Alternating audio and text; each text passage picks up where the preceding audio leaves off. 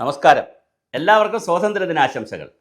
ഇന്ത്യക്ക് സ്വാതന്ത്ര്യം കിട്ടുമ്പോൾ വീണ്ടും പുതിയ നല്ല സന്തോഷമുള്ള വാർത്തകൾ ഒരുപാട് വരുന്നുണ്ട് കേട്ടോ. പണ്ട് നമ്മൾ അമേരിക്കയായിട്ടായിരുന്നു ഭയങ്കര കമ്പനി. അവരെ കമ്പനി അടിച്ചാൽ അവരെന്തൊക്കെ സാധിച്ചു തരും എന്നുള്ള നിലയിലായിരുന്നു ഇന്ത്യയുടെ ഒരു ഇടപാട്. പിന്നെ എതിർപ്പും ഉണ്ടായിരുന്നു.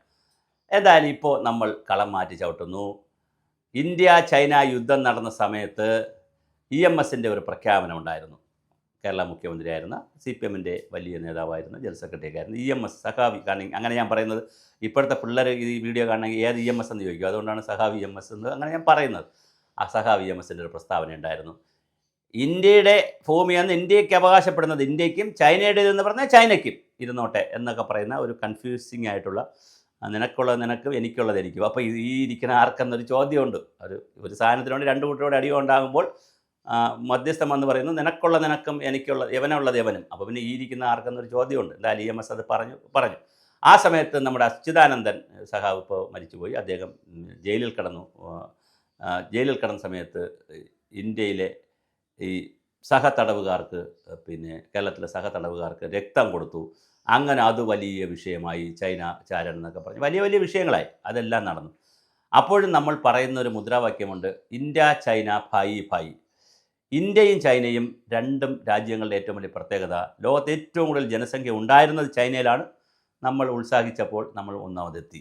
അങ്ങനെ നമ്മളെന്തായാലും ഇപ്പോൾ ചൈന നമ്മൾ ആ കാര്യത്തിൽ നല്ല മത്സരമുണ്ട്. ചൈനക്കാർ മത്സരം നിർത്തി. അവർക്ക് പിള്ളേർ കൂടിപ്പോയതുകൊണ്ട് അവർക്ക് മത്സരിക്കാനില്ല എന്ന് പറഞ്ഞു. നമ്മൾ പറഞ്ഞു ഞങ്ങളൊരു കൈ നോക്കാൻ തന്നെ തീരുമാനിച്ചിരിക്കുന്നു എന്ന് പറഞ്ഞ് നമ്മൾ പ്രൊഡക്ഷൻ നടക്കുന്നുണ്ട് നന്നായിട്ട്.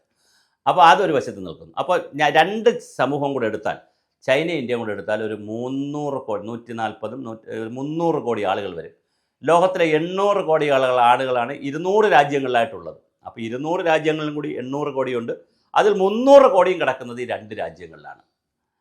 അതുകൊണ്ട് തന്നെ ഇന്ത്യയും ചൈനയും കൂടെ ഒന്ന് കൈകോർത്താൽ ഒരുപാട് അത്ഭുതങ്ങൾ സൃഷ്ടിക്കാൻ പറ്റും. മാർക്കറ്റിൻ്റെ അത്ഭുതങ്ങളുണ്ട്.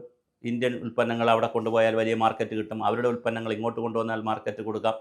പിന്നെ അതുപോലെ തന്നെ അതിർത്തി കൃത്യമായി, സിയാച്ചിൻ അതിർത്തി പോലുള്ള അതിർത്തി കൃത്യമായി ഇന്ത്യയും പാകിസ്ഥാനും ബംഗ്ലാദേശും ശ്രീലങ്കയായിട്ടൊക്കെ പങ്കുവെക്കുന്ന പോലെ ചൈനയുമായും പങ്കുവെക്കുന്നു. റഷ്യയുടെ കുറച്ച് ഭാഗവുമായി പങ്കുവെക്കുന്നുണ്ട്.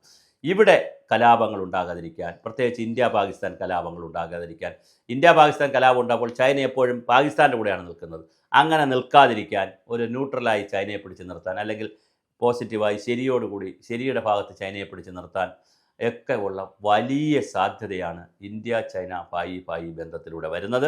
അത് വളരുമെന്ന് തന്നെ നമുക്ക് പ്രതീക്ഷിക്കാം. അത് വളരട്ടെ. എന്തായാലും ചൈനീസ് പ്രധാനമന്ത്രിയെ കാണാൻ ഇന്ത്യൻ പ്രധാനമന്ത്രി പോകുമെന്ന് കേൾക്കുന്നു. ഇന്ത്യയിലേക്ക് റഷ്യൻ്റെ